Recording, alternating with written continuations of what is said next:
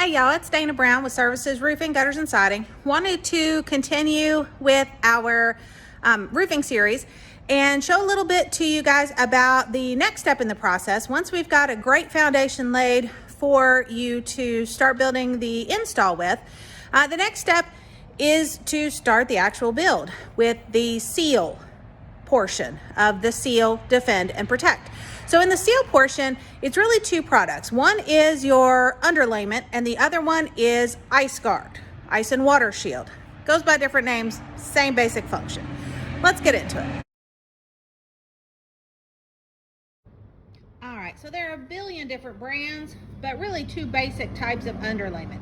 One is a synthetic underlayment and the other one is called felt paper or tar paper. Again, goes by lots of different names.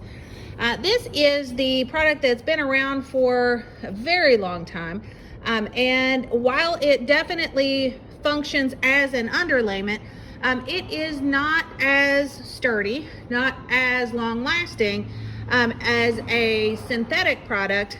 When it comes to acting as an underlayment, a barrier between your shingles and your roof decking, you want something that's going to last as long as the shingles themselves, if possible, or longer. This is literally your last line of defense before water gets into your home. So if water ever does make it through the shingles, it can't actually make it into the home.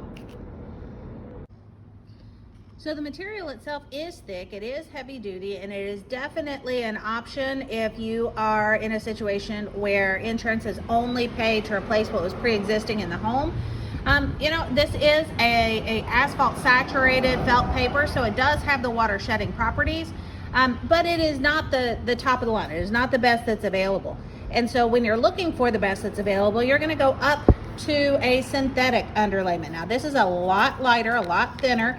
It is a plastic type of material where this is an asphalt saturated felt paper.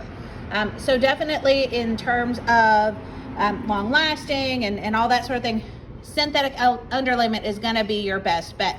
You can actually have, under new construction, you can put the synthetic underlayment on your home and it'll be watertight. You are definitely watertight with just the synthetic underlayment on it for some period of time. But it's certainly not the end of the roofing system. It's the beginning of the roofing system. So this acts as a water and vapor barrier, a layer in between the shingles and the actual wood surface decking of your home.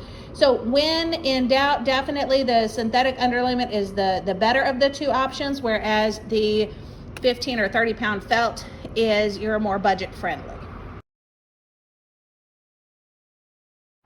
Now this is ice and water shield. The particular brand that we're looking at this time is a Tri-Built, which is kind of a white label brand of ice and water shield, and it is self-adhered. So what this does, this can go in your valleys, it can go around the perimeter of your home, it can go around skylights, chimneys, any kind of roof penetrations for vents or pipe boots, that sort of thing. But what it really does is it will stick to the roof decking, and it is a self-sealing barrier. So as the shingles, as the fasteners go through the ice and water shield, it actually seals back around that fastener to make a complete and watertight barrier. So while the underlayment itself does a great job on most of the decking of your home, when it comes to high water areas like valleys or areas where they are more leak prone, like around penetrations of a skylight, a vent, a boot, things of that nature, the next layer up in protection is going to be an ice and water barrier. Now the water barrier part we've covered, but the ice part we haven't yet. So in the winter time, when ice and snow are on your roof, as they melt because of the heat coming up through the interior of your house, that water runoff hits your eave line and tends to refreeze because there's not that convected heat coming up through the interior of your home. That's when you get ice damming, where the water pushes up underneath of the shingle. If you've got ice and water shield around the perimeter of your home, you won't have a problem with ice damming.